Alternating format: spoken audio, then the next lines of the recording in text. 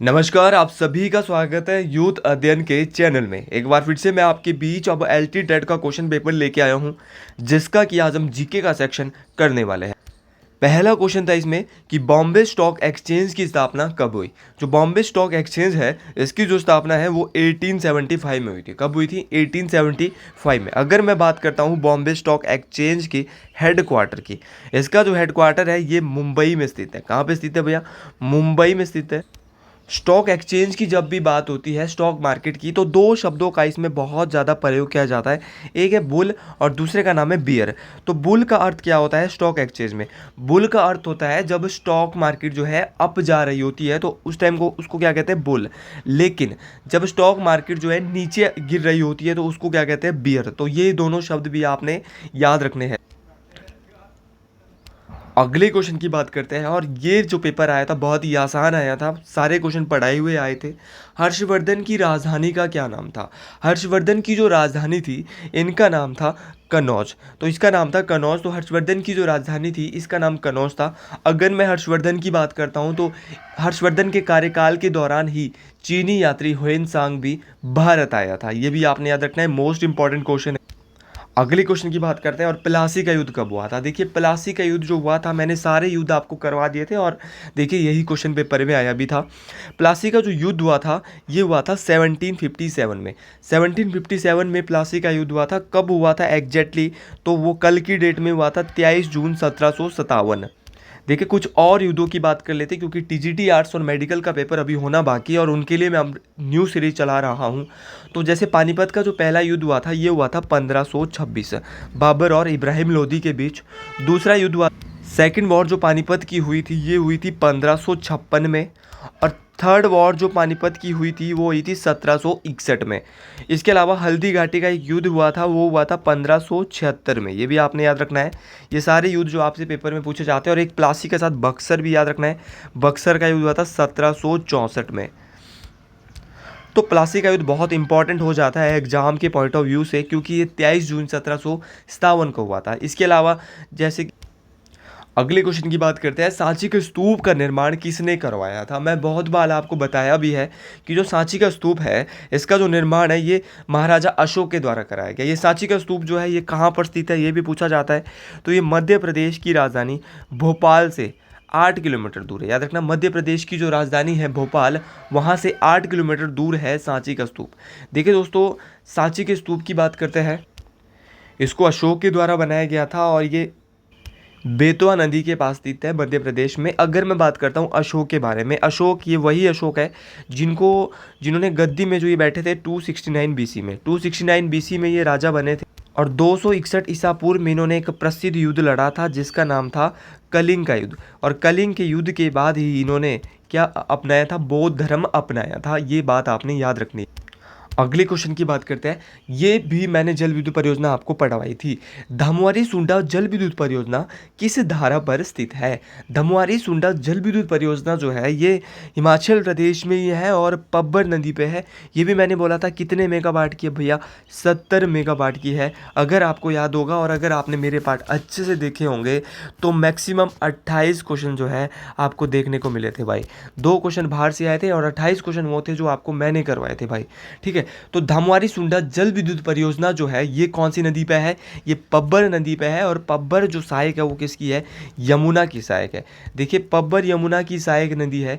यमुना की जो की अगर मैं बात करता हूँ तो जैसे गिरी नदी हो गया, गिरी भी यमुना की सहायक है। टॉस हो गया, आंध्रा हो गया, ये सारी की सारी नदियाँ जो है वो यमुना नदी की सहायक नदी है। और अगर मैं यमुना की बात करता हूँ तो यमुना हिमाचल प्रदेश की सबसे छोटी नदी है। ये भी आपने याद रखना है, जो कि एक ही जिले सिरमौर जिले में मात्र बहती है।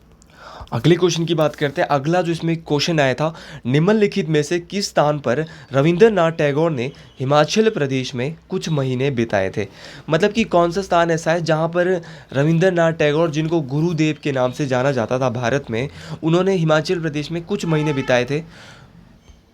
तो भैया इन्होंने डलहौजी में जो है वो कुछ महीने बिताए थे रविंद्रनाथ टैगोर ने।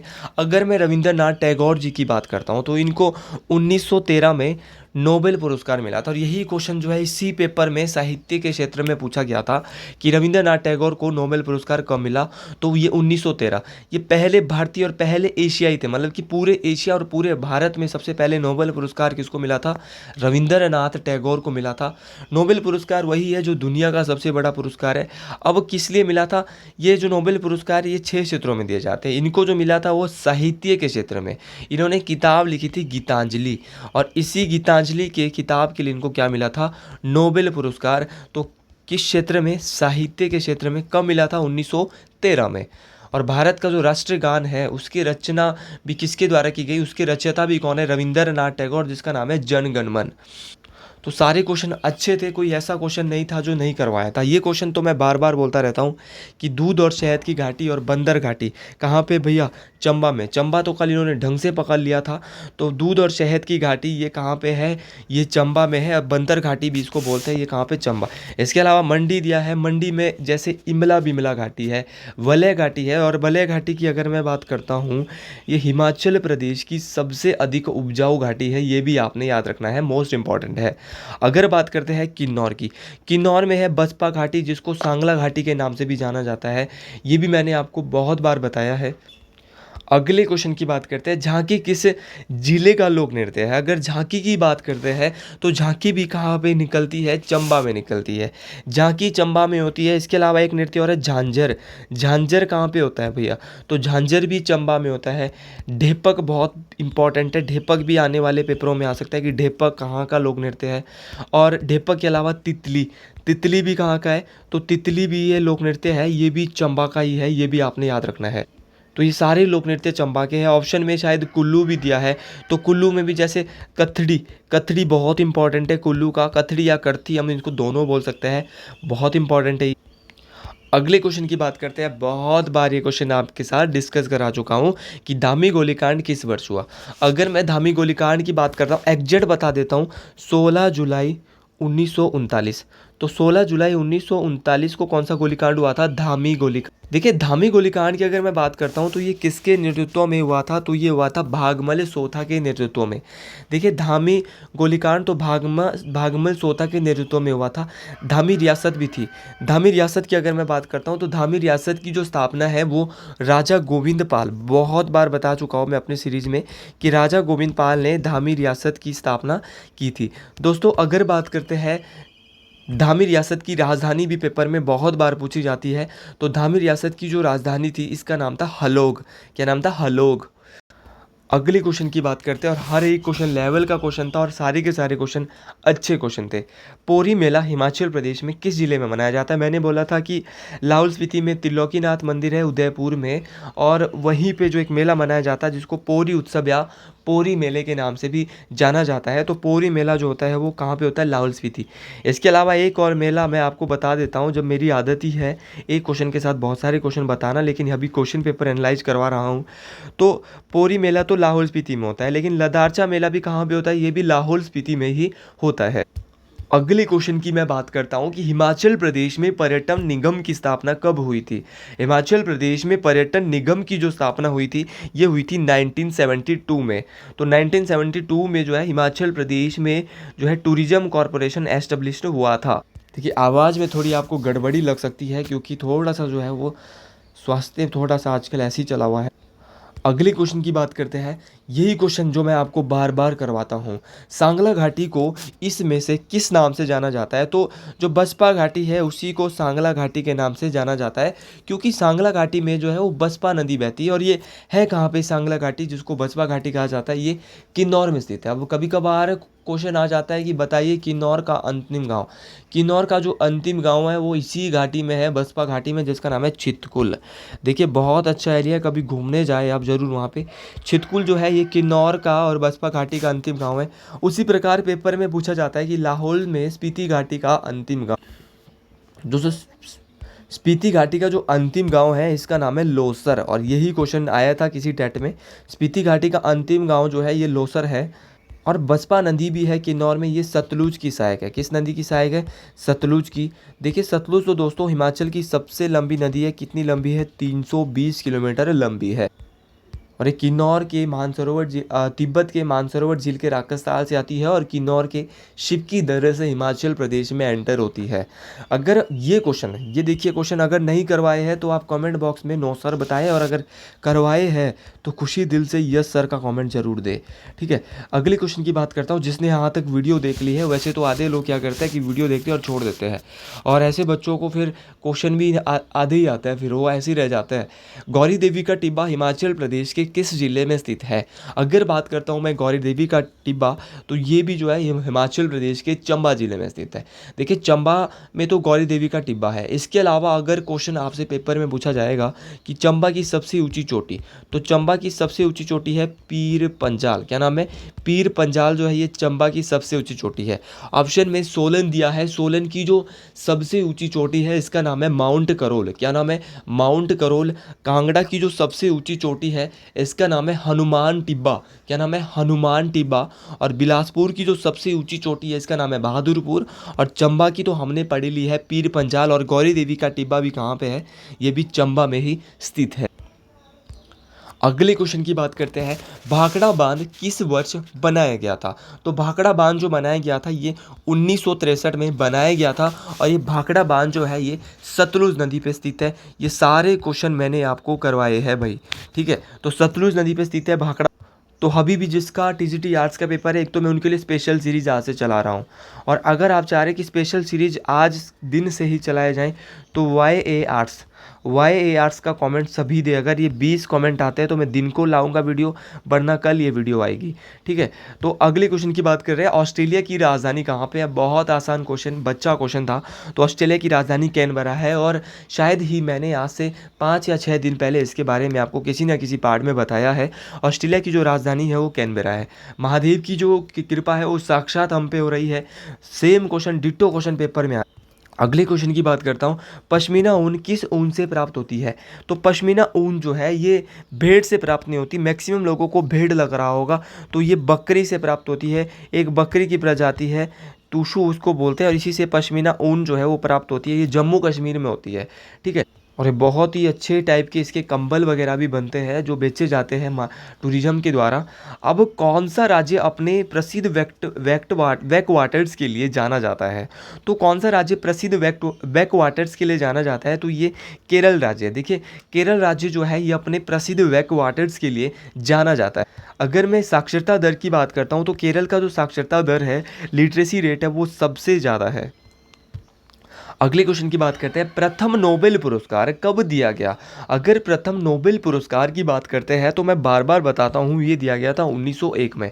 जब नोबेल पुरस्कारों की शुरुआत की गई 1901 में, तो ये कितने क्षेत्रों में दिए जाते थे?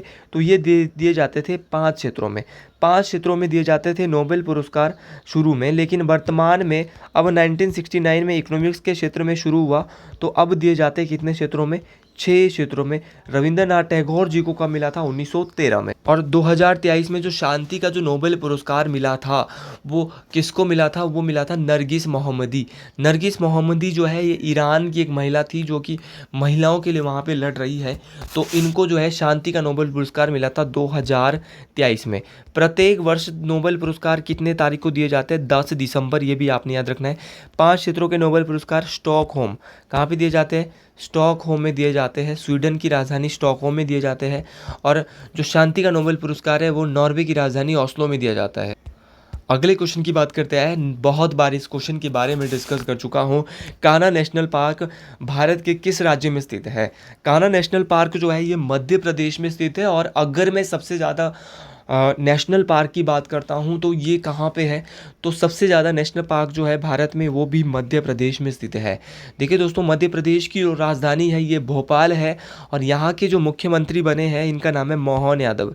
देखिए शिवराज सिंह चौहान यहाँ के पूर्व मुख्यमंत्री थे, इनको अब केंद्रीय मंत्री बनाया गया है। कौन सा मंत्रालय इनको मिला है? कमेंट बॉक्स में बताएं, ढूंढ के बताएं, जरूर बताएं, क्योंकि ये पेपर में टीजीटी आर्ट्स का पेपर में कैबिनेट मंत्रालय जरूर आ सकता है। तो आपके लिए करंट अफेयर में आपको कैबिनेट मंत्रालय जरूर लाऊंगा। अगर मैं बात करता हूँ हिमाचल प्रदेश में कितने नेशनल पार्क है? तो हिमाचल प्रदेश में है 5 नेशनल पार्क। सबसे बड़ा है ग्रेट हिमालयन नेशनल पार्क, ये कुल्लू में स्थित है। इसके अलावा इंदर किला और खीर गंगा नेशनल पार्क, ये दोनों के दोनों भी कुल्लू में स्थित है। Pin valley national park Lahaul Spiti में है और सिम्बलबाड़ा नेशनल पार्क जो है ये सिरमौर में स्थित है। तो हर एक नेशनल पार्क हिमाचल के भी याद करने हैं। एचपी में नेशनल पार्क की संख्या कितनी है? 5 है। अगले क्वेश्चन की बात करते हैं। कौन सा शहर ग्रीष्मकालीन ओलंपिक की मेज़बानी करेगा? तो ग्रीष्मकालीन ओलंपिक की जो मेज़बानी करेगा ये करेगा पेरिस, और पेरिस करेगा। और 2028 में जो है कहाँ होंगे? 2024 में तो रियो डी जेनेरियो पेरिस में होंगे, लेकिन सॉरी रियो डी जेनेरियो नहीं, पेरिस, फ्रांस की राजधानी पेरिस में होंगे। लेकिन 2028 में कहाँ होंगे? तो 2028 में होंगे। ये आप ज़रूर कमेंट बॉक्स में बताएं। अगले क्वेश्चन की बात करते हैं। बिडाल परीक्षण किस रोग की जांच से संबंधित है? यही क्वेश्चन फॉरेस्ट गार्ड में कुछ टाइम पहले देखने को मिला था और ये क्वेश्चन मैंने आपको करवाया था। तो बिडाल परीक्षण जो है ये टाइफाइड से संबंधित है। अगले क्वेश्चन की बात कर रहे हैं। जर्मनी के वर्तमान चांसलर कौन है? जर्मनी के जो वर्तमान चांसलर है इनका नाम है ओलाफ स्कोल्ज। तो ओलाफ स्कोल्ज जो है ये जर्मनी के वर्तमान चांसलर है। जर्मनी की जो राजधानी है इसका नाम है बर्लिन। बर्लिन जो है ये जर्मनी की राजधानी है। और अगर बात करता हूँ मैं यहाँ की करेंसी की जर्मनी के, तो जर्मनी की जो करेंसी है इसका नाम है यूरो। अगले क्वेश्चन की बात करते हैं। हिमाचल प्रदेश के वर्तमान गवर्नर कौन है? बहुत बार ये क्वेश्चन बता चुका हूँ। तो हिमाचल प्रदेश के वर्तमान में जो गवर्नर है इनका नाम है शिव प्रताप शुक्ला। तो शिव प्रताप शुक्ला वर्तमान में राज्यपाल है हिमाचल प्रदेश के। देखिए बहुत बार गवर्नर पूछे जाते हैं पहले गवर्नर, तो पहले गवर्नर कौन है? एस चक्रवर्ती। और पहली महिला राज्यपाल कौन है? शीला कौल। ये भी दोनों बातें आपने याद रखनी। अब अगले क्वेश्चन की बात करते हैं। पार्वती मंगल किसकी रचना है? पार्वती मंगल जो है ये गोस्वामी तुलसीदास की रचना है। किसकी रचना है? गोस्वामी तुलसीदास। अभी थोड़ा हिंदी का क्वेश्चन आ गया था। राष्ट्रीय किसान दिवस कब मनाया जाता है? तो राष्ट्रीय किसान दिवस, देखिए इंपॉर्टेंट डेज आपने याद कर लेने हैं। मैंने पहले ही आपको बोला था कि इंपॉर्टेंट डेज बार बार पूछे जा रहे हैं पेपर में। केंद्रीय कैबिनेट जो है वो पूछी जाएगी और कैबिनेट राज्य की भी पूछी जाएगी। तो दोनों बातें ये आपको याद करके जानी है। तो जिसने ये सुना होगा उसके क्वेश्चन सही भी हुए होंगे। तो राष्ट्रीय किसान दिवस जो होता है ये 23 दिसंबर को मनाया जाता है। देखिए दोस्तों राष्ट्रीय किसान दिवस 23 दिसंबर को मनाया जाता है। अब साक्षरता दिवस कब होता है? लिटरेसी डे, तो ये 8 सितंबर को होता है लिटरेसी डे। अगर मैं बात करता हूँ योगा डे कब था? तो ये 21 जून को था, पूछा जा सकता है। और अगर बात करते हैं वोटर्स डे, मत अधिकार दिवस, तो ये 25 जनवरी को होता है। ये भी आपने याद रखना है। और प्रवासी दिवस जो होता है ये 9 जनवरी को होता है। और विश्व ब्रेल दिवस यानी ब्रेल दिवस जो होता है ये 4 जनवरी को होता है। ये सारी क्वेश्चन जो आपने याद रखने इंपॉर्टेंट। अब अगले क्वेश्चन की बात करते हैं। प्रसिद्ध कहानी उसने कहा था, बहुत इंपॉर्टेंट। और अंतर्राष्ट्रीय महिला दिवस ये भी आपने याद रखना, ये होता है 8 मार्च को होता है अंतर्राष्ट्रीय महिला दिवस। तो प्रसिद्ध कहानी उसने कहा था किसने लिखा? अगर बचपन में हिंदी अच्छे से पढ़ी होगी 9वीं 10वीं 11वीं में, तो यहाँ से आपने सीखा ही होगा। तो उसने कहा था, ये चंद्रधर शर्मा गुलेरी जी की प्रसिद्ध पुस्तक है, उसने कहा था। अगले क्वेश्चन की बात करते हैं। बहुत आसान क्वेश्चन। और पनामा नहर 2 महासागरों को जोड़ती है, तो ये प्रशांत महासागर को अटलांटिक महासागर से जोड़ती है पनामा नहर तो अटलांटिक महासागर से। अगर मैं बात करता हूँ प्रशांत महासागर की, तो ये दुनिया का सबसे बड़ा महासागर है, जिसके लिए मैं आपको बार बार एक ट्रिक देता हूँ। ट्रिक का नाम है पैसा। सबसे बड़ा महासागर प्रशांत महासागर, दूसरे नंबर का अटलांटिक, तीसरे नंबर का इंडियन, चौथे नंबर का साउथर्न जिसको हम अंटार्कटिक बोलते हैं, और 5वें नंबर का आर्कटिक ओशियन। तो ये सारे के सारे याद रखने हैं। ट्रिक का नाम है पैसा। सबसे गहरा भी प्रशांत है, और दूसरे नंबर का सबसे गहरा कौन सा है? अटलांटिक है। तीसरे नंबर का इंडियन, चौथे का साउथर्न, और 5वें नंबर का आर्कटिक। तो सारे के सारे आपने याद रखने हैं। और ट्रिक का नाम क्या था? PAISA। तो जो पनामा नहर जो है ये प्रशांत महासागर को अटलांटिक महासागर से जोड़। अगले क्वेश्चन की बात करते हूँ। भारत में लोकतंत्र इस तथ्य पर आधारित है। संविधान लिखित है, बिल्कुल सही है। यहाँ मूल अधिकार है, बिल्कुल है। राज्य के नीति निर्देशक सिद्धांत है। लेकिन यहाँ पे एक चीज़ आपको नजर आ रही होगी, लोगों को सरकार चुनने और बदलने का अधिकार है। तो इसका राइट आंसर यही है। तो मैंने भी यही लगाया था, तो इसका राइट आंसर भाई यही होगा। देखिए अगले क्वेश्चन की बात करता हूँ, किस फिल्म ने सर्वश्रेष्ठ फिल्म ऑस्कर पुरस्कार जीता था। तो मेरा एक ग्रुप है, उस ग्रुप में मैं बार बार करंट अफेयर डालता हूँ, तो उसमें पहला ही करंट अफेयर था भाई ये, कि किस फिल्म ने सर्वश्रेष्ठ फिल्म ऑस्कर पुरस्कार जीता। तो ये जीता था ओपेनहाइमर। किसने जीता था? ओपेनहाइमर फिल्म ने ये जीता था। तो मेरा तो ये भी सही हो, और मैंने एक तुक्का जिक्के में लगाया था। 29 क्वेश्चन मेरे को खुद आते थे, तो मेरे 30 के 30 क्वेश्चन सही हो गए थे एलटी के पेपर में। वैसे एलटी मेरा उतना सब्जेक्ट नहीं है, लेकिन फिर भी मैंने दिया था ये पेपर। टीजीटी का मेरा हो चुका है। तो यही है। तो आपका भी देखो, टेट मैं ये बोलता हूँ यार कि टेट करवाना मेरी गारंटी है। गारंटी आपकी क्या है? आपकी गारंटी है सिर्फ पढ़ना। आप पढ़ो, 20 मिनट या 25 मिनट की हैसियत वीडियो होती है, 18-20 मिनट की वीडियो होती है, कभी 20 की होती है, कभी 18, कभी 22 की होती है।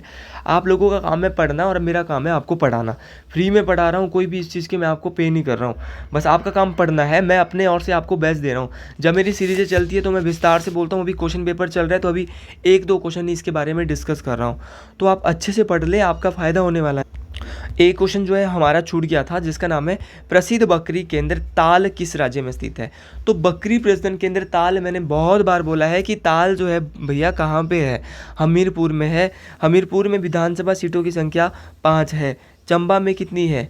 5 है। किन्नौर में 1 है। कांगड़ा में 15 है। ये भी आप याद रखें। और प्रसिद्ध बकरी प्रजनन केंद्र ताल जो है ये कहाँ पे है? हमीरपुर में स्थित है। तो आज के लिए इतना ही। दिन तक अगर आपको वीडियो पसंद आई है तो YA सुपर का कमेंट ज़रूर करें। जिसने यहाँ तक वीडियो देखी है उसको मैं 50% ऑफ में साइकोलॉजी के नोट्स जो है वो देने वाला हूँ, क्योंकि उसका मात्र प्राइस ही 50 रुपये है। अगर मैं इसमें 50 रुपये ऑफ कर रहा हूँ तो मेरे को 25 रुपये मात्र बच रहे हैं। तो आज के लिए ये ऑफर रहेगा, मात्र आज के लिए। तो उसको 25 रुपये में जो है नोट्स मिल रहे हैं करंट साइकोलॉजी के डिटेल्ड, और नॉन मेडिकल के टेट में जो साइकोलॉजी पूछा गया था उसको मैं डिस्कस आज कराऊंगा आपके बीच। बहुत आसान साइकोलॉजी, वही साइकोलॉजी जो मैंने 5 पार्ट में आपको करवाया है। तो आज के लिए इतना ही। महादेव की कृपा आपके ऊपर हमेशा बनी रही। हर हर महादेव। जय हिंद, जय हिमालय।